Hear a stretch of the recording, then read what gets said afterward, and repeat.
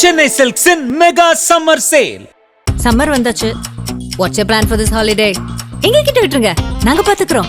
GT Holidays, South India's #1 travel brand. தமிழக வெற்றிக் கழகம் நடந்து முடிந்த சட்டமன்ற தேர்தலில் தனிப்பெரும் கட்சியாக உருவெடுத்தாலும் ஆட்சி அமைக்க தேவையான 118 என்ற இலக்கை எட்டவில்லை. அதனால் தாவேகா ஆட்சி அமைப்பதில் சிக்கல் நீடித்தது. அதனை அடுத்து திமுக கூட்டணி கட்சிகளிடம் தாவேகா தரப்பு ஆதரவு கோரியது. உடனடியாக பல ஆண்டுகளாக அங்கம் வகித்த திமுக கூட்டணியில் இருந்து திடீரென விலகி தாவேகாவிற்கு காங்கிரஸ் ஆதரவு தெரிவித்தது. இதனால் தாவேகாவினர் மகிழ்ச்சி அடைந்தாலும் திமுகவினரை அதிருப்தியில் ஆழ்த்தியது. அதனால் சில இடங்களில் காங்கிரஸ் மற்றும் திமுகவினர் இடையே கைகலப்பு வரை சென்றது. மறுபுறத்தில் தாவேகா காங்கிரஸ் உறுப்பினர்கள் 5 பேரின் ஆதரவு கடிதத்துடன் ஆளுநரை சந்தித்து ஆட்சி அமைக்க கோரியது. ஆனால் 118 பேரின் பட்டியலை கொடுத்தால் மட்டுமே ஆட்சி அமைக்க அழைப்பு விடுக்கப்படும் என்று ஆளுநர் தரப்பில் தெரிவிக்கப்பட்டதாக கூறப்பட்டது.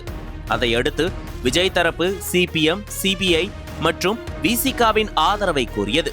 நீண்ட ஆலோசனைக்கு பிறகு சிபிஎம், சிபிஐ ஆகிய இரு இடதுசாரி கட்சிகளும் நிபந்தனையின்றி ஆட்சி அதிகாரத்தில் பங்கேற்காமல் தாவேகாவிற்கு ஆதரவு அளிப்பதாக தெரிவித்துள்ளன. ஆனால் ஆட்சி அமைக்க மேலும் 2 இடங்கள் தேவை என்பதால் விசிகாவின் ஆதரவு கிடைத்தால்தான் ஆட்சி அமைக்க முடியும் என்ற நிலை உருவானது. தமிழகம் முழுவதும் பெரும் பதற்றம் தொற்றிக் கொண்டது. அனைத்து கண்களும் அசோக் நகரில் இருக்கும் விசிகா அலுவலகம் முன் திரும்பின. திருமாவளவன் என்ன முடிவு எடுக்கப் போகிறார் என்று பலரும் எதிர்பார்த்தனர். 9ஆம் தேதி காலை தங்களது முடிவை அறிவிப்பதாக திருமாவளவன் கூறியிருந்தார். ஆனால் மாலை 4 மணி வரை காலதாமதமானது. அதற்கு ஏராளமான விசிகா மற்றும் தாவேகா தொண்டர்கள் விசிகா அலுவலகத்தின் முன் குவிய தொடங்கினர். ஆனால் திருமாவளவன் தனியார் விடுதியில் வைத்து தாவேகாவிற்கான ஆதரவு கடிதத்தை அக்கட்சியின் தேர்தல் மேலாண்மை பொதுச் செயலாளர் ஆதவ் அர்ஜுனாவிடம் வழங்கினார். அதன் பின் சிபிஐ மாநில செயலாளர் வீரபாண்டியனுடன் செய்தியாளர்களை சந்தித்த திருமாவளவன் தமிழகத்தில் குடியரசு ஆட்சி வந்துவிடக்கூடாது என்ற காரணத்தினால் நிபந்தனையற்ற ஆதரவை இடதுசாரிகளுடன் சேர்ந்து தாவேகாவிற்கு கொடுத்திருக்கிறோம் என்றார்.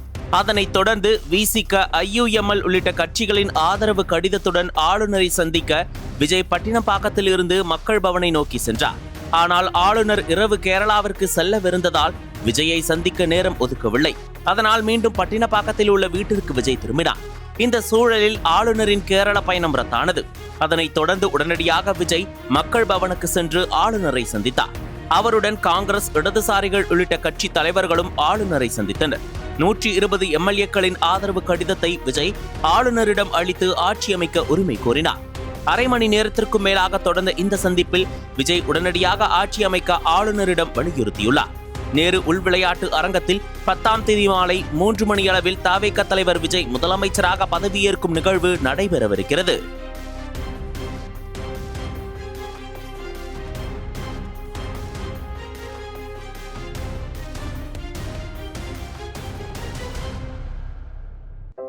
நக்கீரன் டிவிக்கு சப்ஸ்கிரைப் செய்யுங்கள். உங்கள் ஆதரவே எங்கள் பலம். ஆசிரியர்களுக்கு நண்பனாகவும் மாணவர்களுக்கு ஆசானாகவும் திகழும் தேர்வு வழிகாட்டி. ஒவ்வொரு பாடத்திற்கும் அனுபவமிக்க ஆசிரியர்களின் துல்லியமான தெளிவான விடைகள். CNC இருக்கு, தேர்வு பயம் எதற்கு? இது தீரன் பப்ளிஷிங் ஹவுஸ் விற்பனை வெளியீடு.